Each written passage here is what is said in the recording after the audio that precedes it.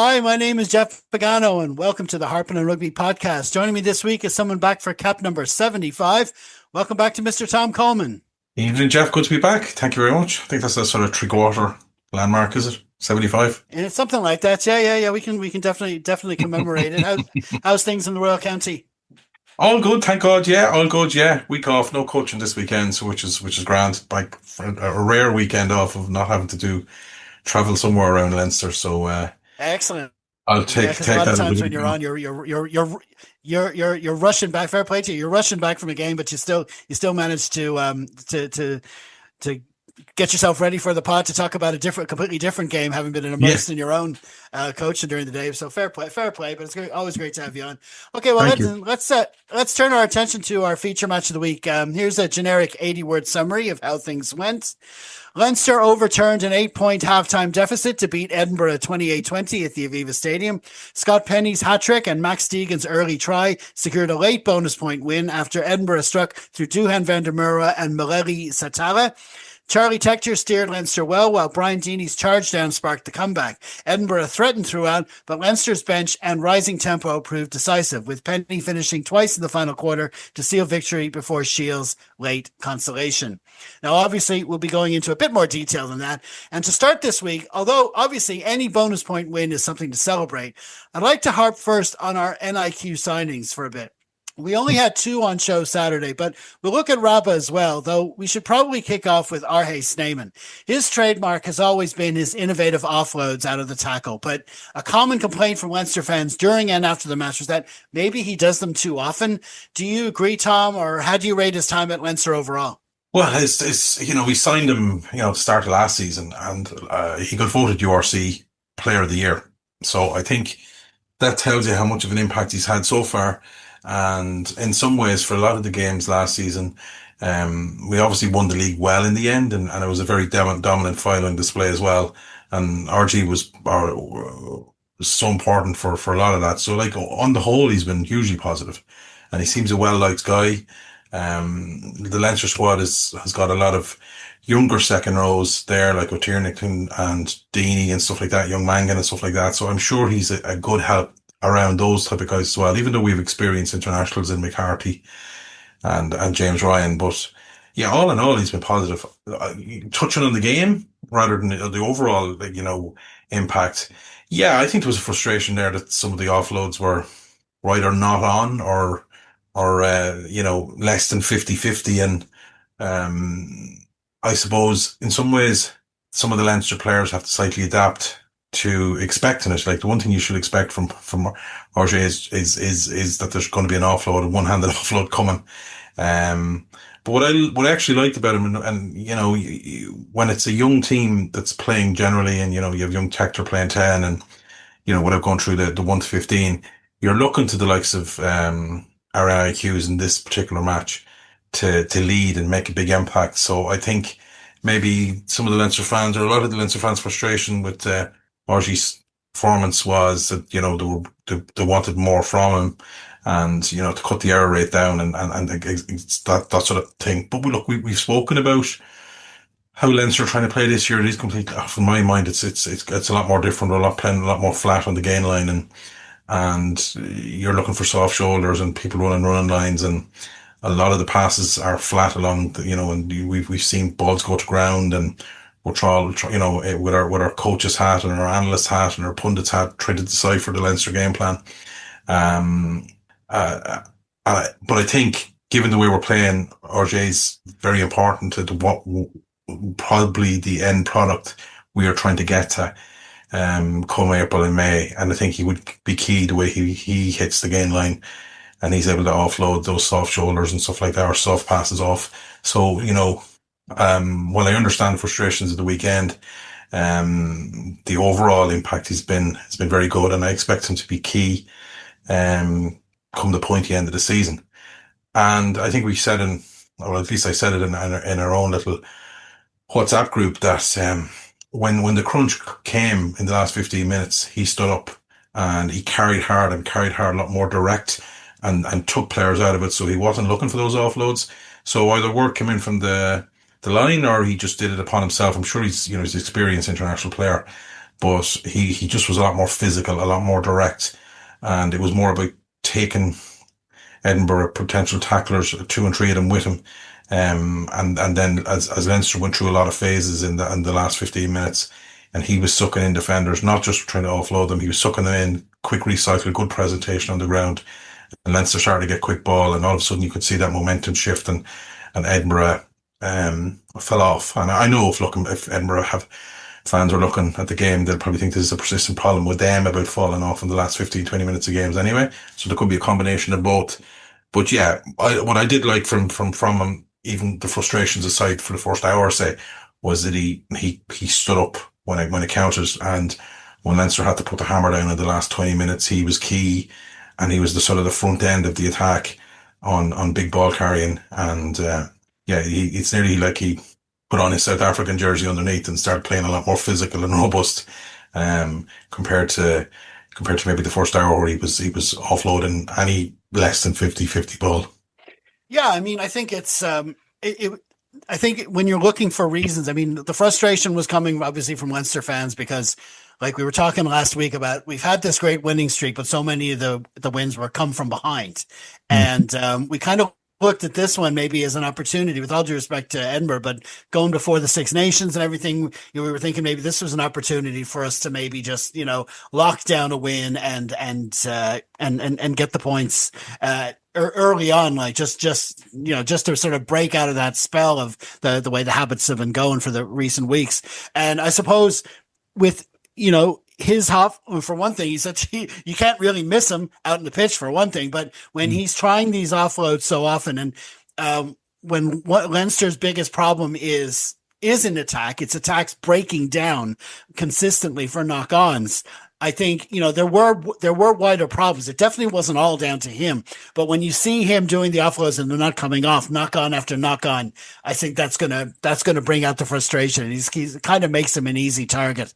But even in this game, there were offloads that did come off, and I think he did one really good one that put Luke McGrath through into the 22 in the second half, and there were times when he did carry, like just before the try, I think it was the bonus point try or something. He did one really good carry where he wasn't even thinking of the offload. He just kept it simple. And so, like I say, like in game as we're watching, I suppose it's great to be frustrated. But you're absolutely right. I think his overall contribution has been positive, and of course we have to also account for the effect of these players on, just being on the training paddock, and the younger players coming up, the Brian Deeneys and the Dermot Mangans and the Conor Tiernigs, just training with these players with such international experience. So that's so overall I'd say it is a positive. It was just that on the day, I suppose, in those moments, it was frustrating to see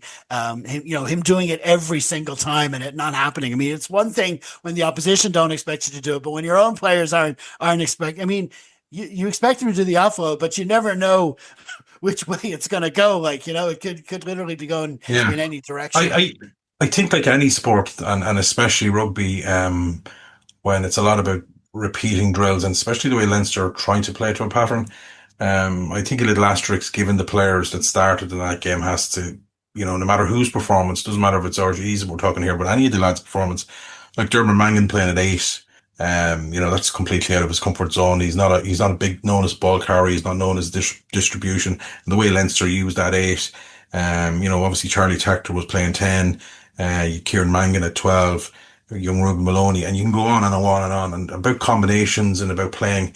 If somebody said to you a lot of what Leinster are trying to do this season anyway breaks down, and then you add in the ingredient of this scattering of academy players, if we put on our sort of honesty caps, you probably go, it's no surprise it broke down, or they weren't singing off the same hymn sheet. So, obviously maybe RG felt he was the one that had to keep that game plan of taking it out of the game. Make something happen.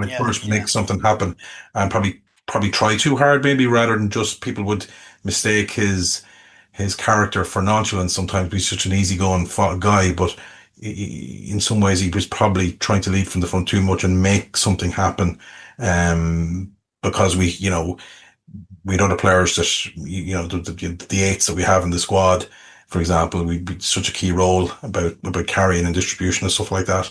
That obviously that was out of Dermot Mangan's comfort zone. That so maybe there was an element of that for RG too. You know. Yeah, absolutely. I mean, it was very much a patchwork Leinster team, like you said, and also, one of the reasons we follow Leinster rugby, we love this style of rugby, is because players like him are doing something a little bit different, and even if they don't, if it, and if they stick, and if it works, it's genius, and we make YouTube reels of them. So, I suppose once in a while they're not going to work. So you have to expect that and make allowances for it. But okay, so that's our Hayes name, and so let's move on to Rico now. He obviously hasn't been with us as long. He only started in blue in December, but he's had a decent look at him since. How is he doing? And is it really fair to compare him to the guy he's effectively replacing?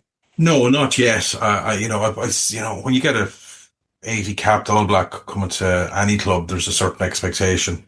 And I still think he's trying to find his feet. I still think he's trying to find his feet the way Leinster play as well, which can be said of a lot of our international players at 12 or 13 if you start going to naming them all.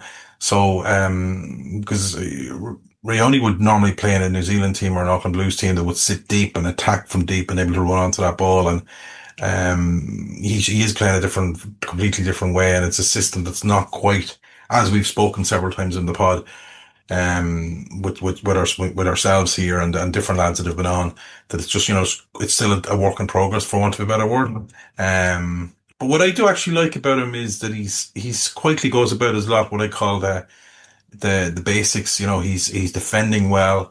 He's hassling well. He's always used in sort of those kick chase moments as well. So he's doing a lot of what I call the core stuff, the non-highlight reel stuff. He's still, if anything, he's not developed the highlight reel yet, and that's what we expect of an 80 odd capped All Black.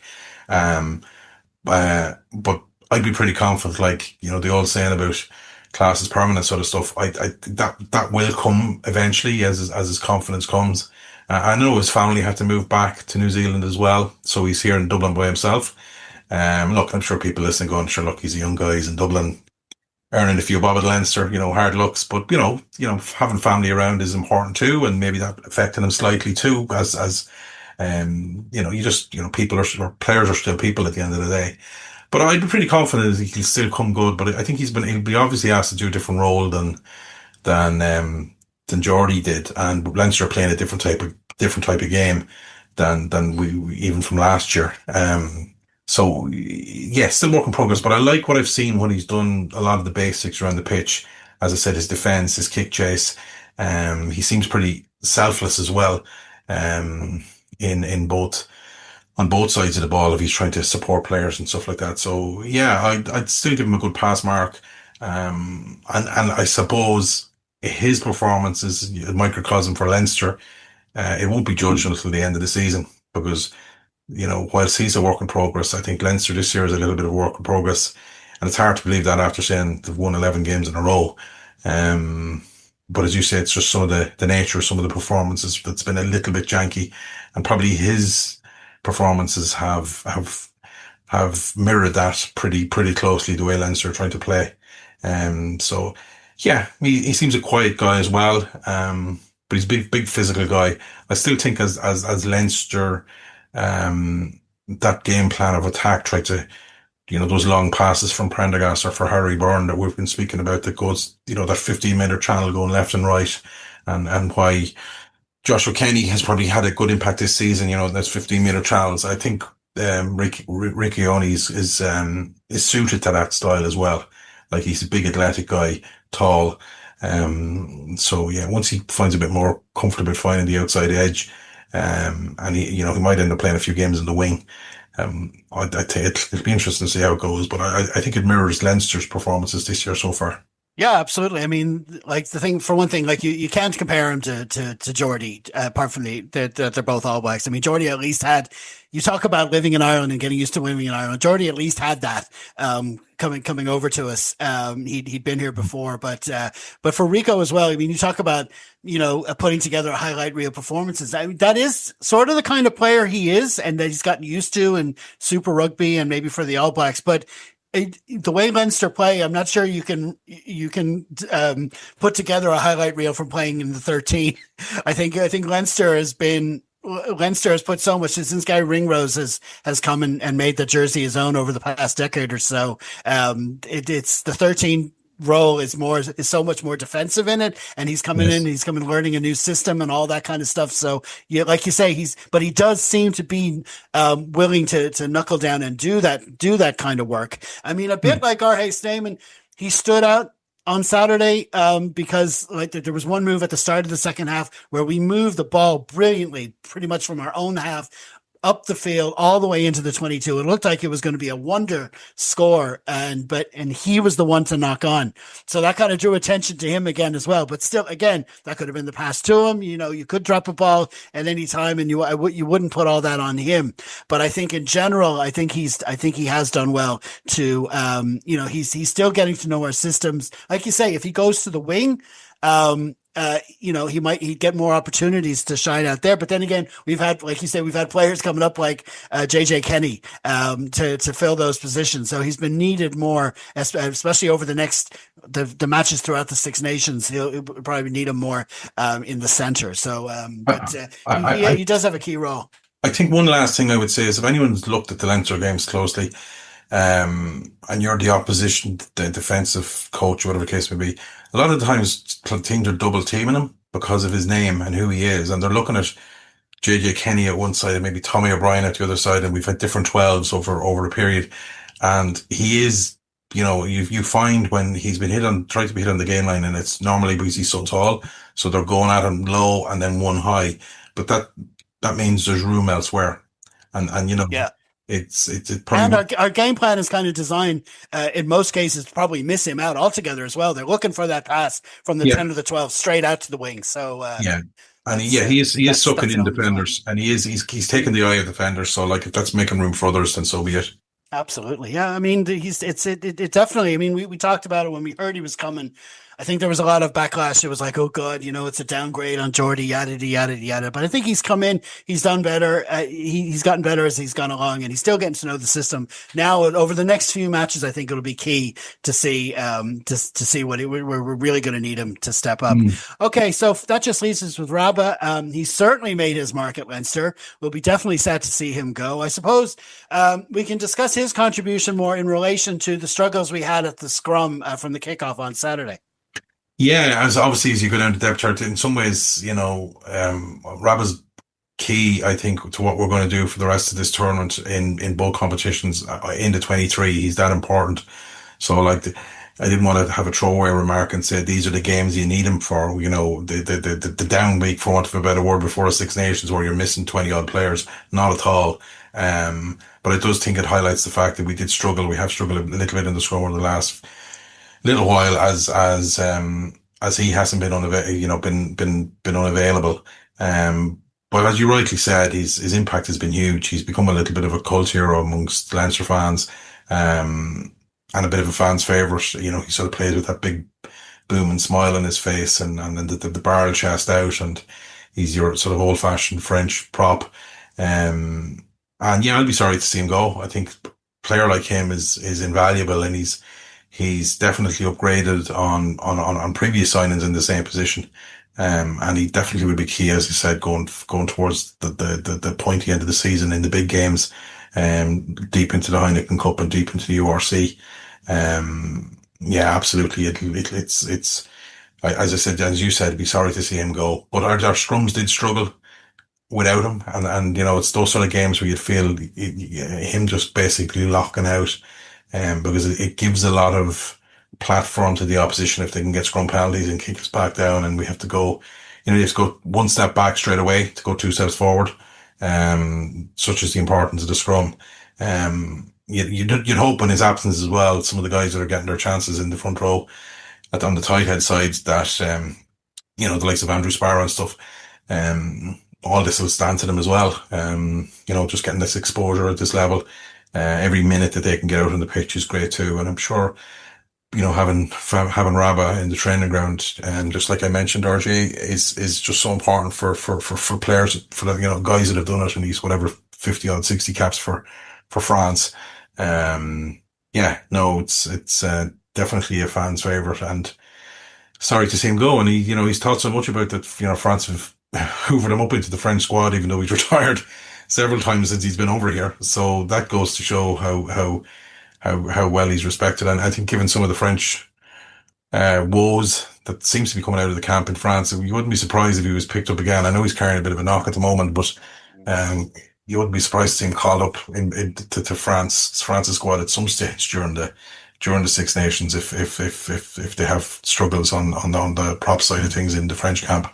Yeah, absolutely. I mean, it was a bit of after what happened with Sexton over in Racing. It was nice to be able to bring him back to Leinster, for those games in between. But we'll definitely, if he is able to play, he'll definitely be needed. I mean, yeah, it's on both sides. It gives those younger players a chance to play and get some game time, even though they did struggle. But also, like you say, behind the scenes, playing with these players is having these players around them and helping them and giving them tips and learning off them and stuff is invaluable. So I mean, think overall these NIQs have been are all almost always. There have been a few duds over the years, but I think that this particular crop is doing pretty well. I would just say, just to finish it off, and I know we've harped on a bit this segment a little bit. Over the last 6 years, seen some data that Leinster really have only brought in two external players per season on average over the last 6 seasons. So it's key who we bring in, and they have an impact. Mm-hmm. So obviously, we're still, as we mentioned, Rico. He's only here since December. We've literally just gone into February, so it's impossible and unfair to judge him. So given the fact that we've only, on average, bringing two external players into the province, and we rely hugely on what we develop ourselves, getting it right, and the Leinster do seem to get it right more often than not. But it's also important, you know what I mean? A lot of work would be gone to source the right type of player for Leinster. So, by the powers that be with Leo and the coaching team. So I think it is key. We haven't the luxury of signing 6, 7 or 8, sort of external players and hoping half of them work or a quarter of them don't work. That's just not the model Leinster uses and haven't done for the last good while. Quality over quantity. Yeah. That's the way it's been. Yeah, absolutely.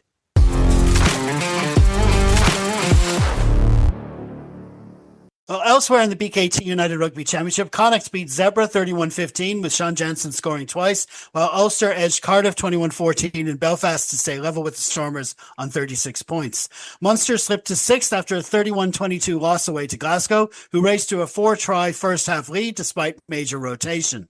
The Bulls surged into the top 8 with a 52-17 win over the Lions, and the Ospreys claimed a dramatic 19-13 derby victory over the Dragons, thanks to Keelan Giles' last-minute try.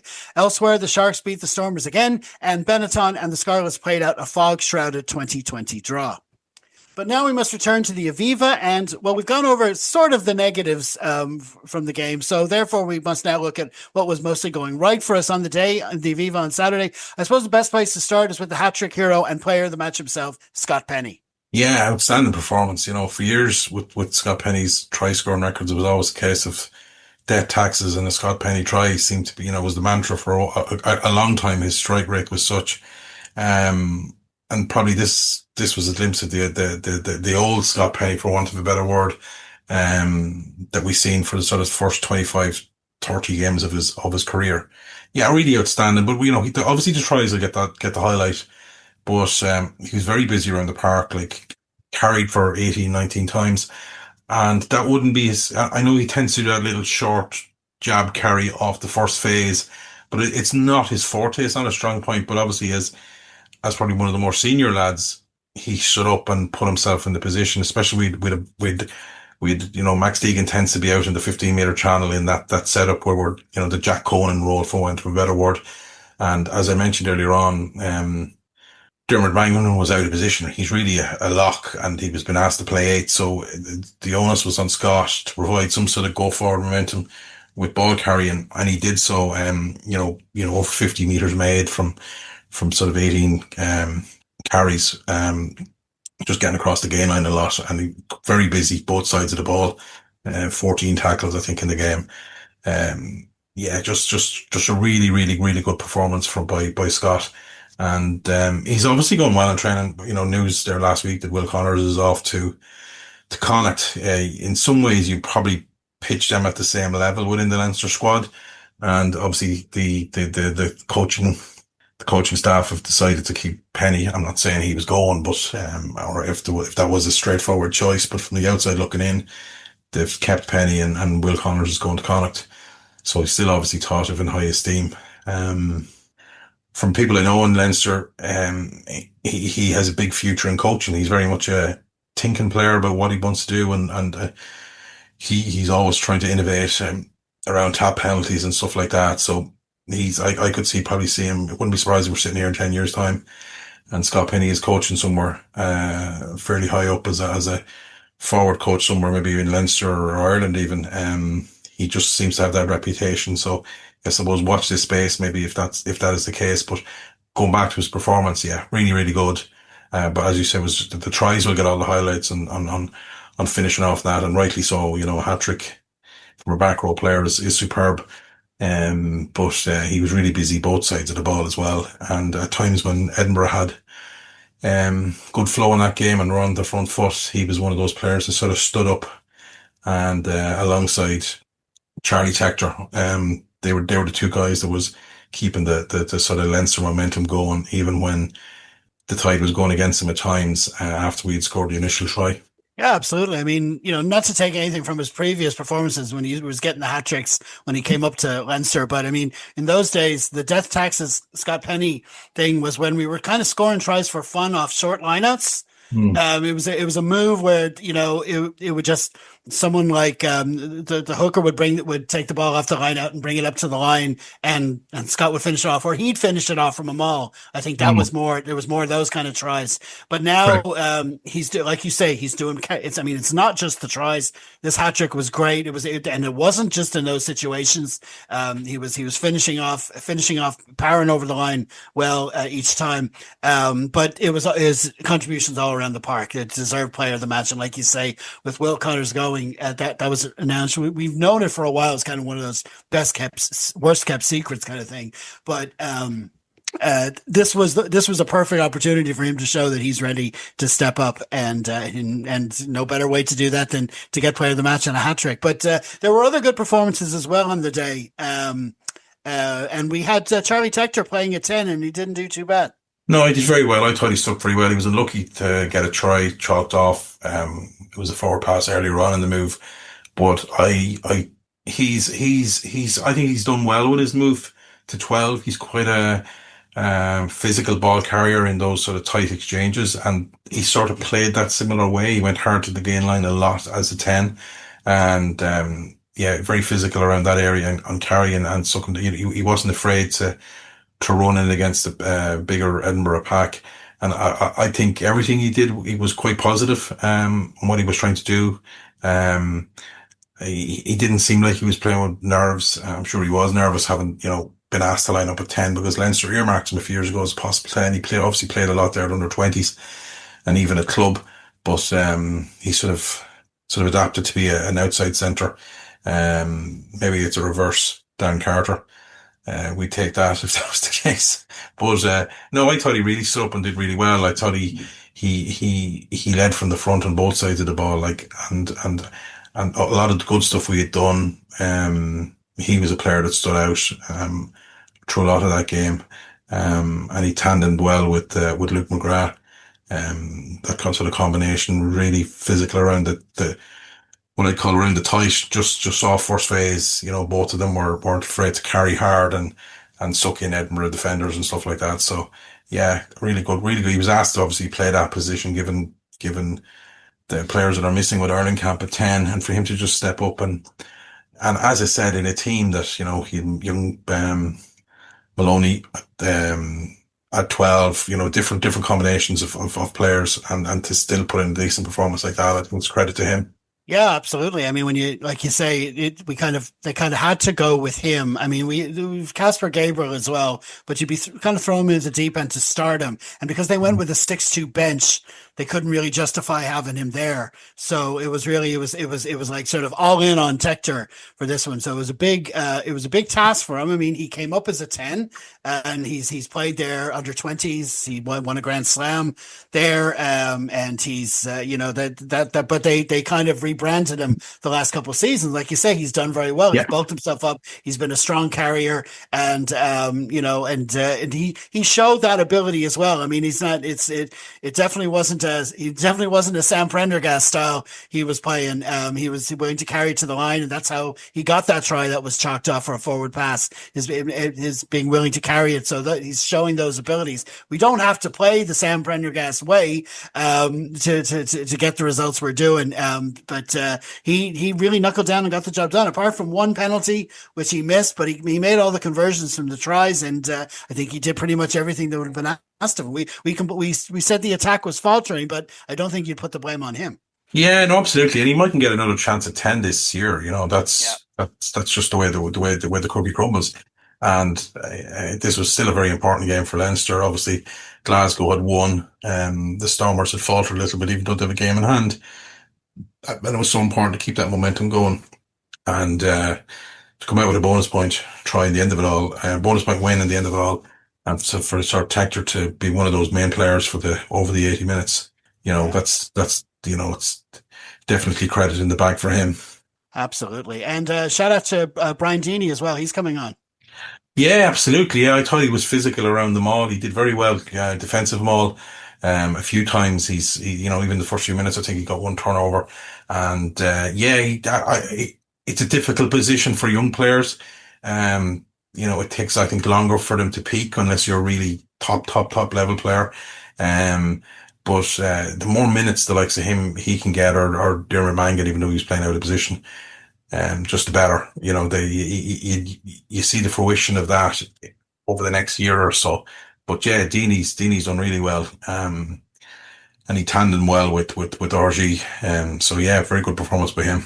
Yeah, I think he's positioned himself well in the squad as sort of the leading, like just under the sort of elite European level locks. Mangan has sort of fallen into this sort of hybrid 5-6 kind of position at the role at the moment. We're using him in the back row as well. And like you say, he was kind of forced into 8 into this one, just the way they wanted it. I don't know. Maybe it's because Max Deegan might be playing. They want him playing 6 against England on Friday. I don't know what the plan is there. Yes, yeah.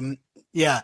And, but listen, no, Brian Deeney's done really well. It's a great close up of him celebrating after he got a choke tackle, I think, at one stage, and Yes. he's really invested, and the team's all with him. So he's coming on really well. Maybe just one more shout out from the Leinster side of things. Luke McGrath's captaincy, I think he really helped. We were losing at halftime. We needed, some leadership on the park, and himself and Max Deegan were the kind of leaders we were looking for. And I thought Luke did pretty well doing that. Yeah, there was probably a thought a couple of years ago when Leinster were playing a certain way, it wasn't suiting. It's to give it an F1 parlance, the car was designed for Max Verstappen, or in this case, Jameson Gibson Park. And when poor old Checo got into the car, that was Luke McGrath, it just didn't seem to function the same way. But you have to hand it to Luke McGrath. He's bounced back stronger than ever.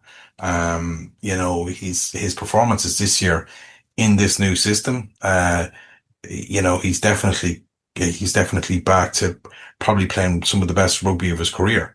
And yeah, absolute leader on the pitch. He's so underestimated. I say even by Leinster fans, for a guy that's got over 200 caps for Leinster, you look at Gibson Park, who's probably alongside DuPont in the last 5 years, probably one of the most elite performers at 9, and it's always unfair to compare.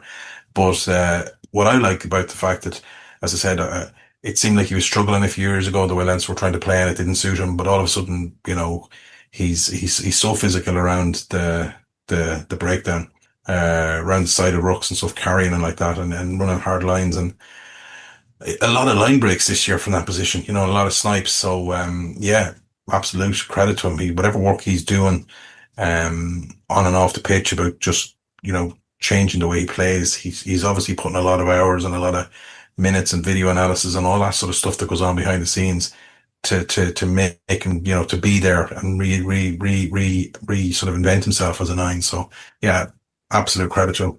Definitely. And just finally, I suppose we should probably look at the Edinburgh side of things. I mean, we Leinster were heavily favored going into this. I think we were like 2-try favorites going in. This time of season, both teams are going to be depleted. Now, Edinburgh went a little bit strong with their lineup. It was nice to see Doohan in there. They had Bradbury. They had, and it was a stronger team than we might have expected. But yeah, I mean, even with that, I mean, they did come to play, and they were taking their chances, especially in the first half. Absolutely, and we touched earlier on about our struggles a little bit in the scrum, and that did give them a platform and gave them a bit of confidence to try to go after Leinster physically. Because look, at the end of the day, if you're winning that edge in a scrum 8v8, it does give you a pep in your step to go, well, we can take to them up front in the loose or in around the rucks. It's just a sort of psychological thing. But yeah, Bowen Venter was causing some problems in the scrum, and that, as I said, that they did come to play. They went, once they got chances into our half, they were going at Leinster, and they had nice depth in their attack. Obviously, Doohan is, the famous man in that team, and he sort of sweeps across from the wing into joins the attack in the middle or the centre. So trademark runs that he does across the pitch. But yeah, Edinburgh were playing with some nice depth, and at times Leinster struggled to contain them. And they got a nice try on the wing by Salate. Eventually they were able to get that outside edge, and it probably didn't help Leinster that Josh Kenny went off at one stage as well, which reshape our defence and attack, and he was an important loss for a fella that was coming in form. But just from some Edinburgh online fans you'd see over the years, not that I've watched Edinburgh games in depth this year, but falling off in the last 20 minutes, 15, 20 minutes of a game seems to be a consistent issue. The way Edinburgh are playing at the moment. And on the reverse side of that, there's sort of data out at the moment saying that, Leinster are actually finishing games a lot stronger than they were even last year. That a lot of our tries, we're scoring a lot more in the second half than we did last year, and we're conceding a lot less. So, maybe Leinster are a different fitness regime or different physical, that they're going to outlast teams and beat them in the second half. And so far this season, the stats have sort of backed that up. As I said, they're scoring more in the second half than they did the last couple of years, and they're conceding less. And if you add in Edinburgh's, what seems from the outside, just looking at Edinburgh fans and by me, that they're struggling in the last 20 minutes. And that's nothing to do with missing Scottish players. That seems to be an issue all season, regardless if they've got a full team or not. So maybe the last 20 minutes wasn't the perfect storm for Edinburgh, given their woes and given Leinster's what seems to be more fitter team that they're going to outlast you and beat you up in the last sort of half an hour. Yeah, absolutely. And of course we have them again on Easter Sunday for a round of 16 match. Now that'll be a different proposition too. They're probably two completely different teams for each side, but we'll see how that goes. But they did well in the day. Of course, they were done out of that moment right at the end when the conversion. I mean, it was just, I don't know. I would have said they possibly deserved a losing bonus point, if nothing else. It was just they got the try, and the ironic thing is they scored the try. They needed the conversion to get within 7, and the ironic thing is that had they not scored the try, we would have gotten a yellow card and they would have had a penalty. So they would have had another shot against 14 men. Maybe set up an easier try, but I suppose that's the way rugby happens, yeah. I guess. Yeah, absolutely. Okay, well, listen, we had some comments as usual after the game on our Facebook page. We had Christy O'Connor said, great result for the players that were there. Thought Tector done well, considering it's been a long time since he had a run of games at 10. Cormac Mannion said, still lots to improve on, but when you think we are down to the bare bones in terms of players, it was a very satisfactory win. Do you agree, or would you have said the same thing a different way? If you want to get involved in the conversation, just head over to our Facebook page at the Full-Time Whistle after Leinster and Ireland matches, and feel free to leave your thoughts. Okay, well, listen, we're going to leave it there for now. Many thanks to Tom for joining us. Looking forward to having you back on again soon. Cheers, Chef. Thank you. And as ever, be sure to stay tuned to Harpin On Rugby on all the socials during the week, starting with our bonus chat posting on YouTube Tuesday, where we'll be harping on Leinster season so far. Then our 80 plus column, where we try to look at the wider rugby world, and that posts every Wednesday over on Substack. And of course, with the Six Nations playing on Thursday this week, everything's going to be earlier for that game, previews and everything, but keep an eye on the socials for all of that. In the meantime, stay safe, everyone. Slán.